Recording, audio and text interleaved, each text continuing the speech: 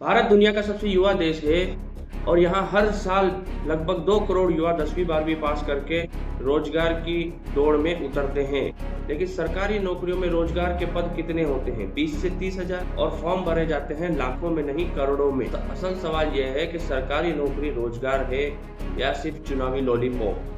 अब जरा आंकड़े देखिए। भारत में सरकारी नौकरियों की संख्या लगभग 3 से 4 करोड़ है और आज वर्तमान में भारत की आबादी लगभग 150 करोड़, यानी भारत में जनसंख्या के मुकाबले सरकारी नौकरियों का प्रतिशत बहुत कम है। केंद्र सरकार में ही लाखों पद सालों तक खाली पड़े रहते हैं, भर्तियां निकलती है कुछ हजार और फॉर्म भरे जाते हैं लाखों नहीं करोड़ों में।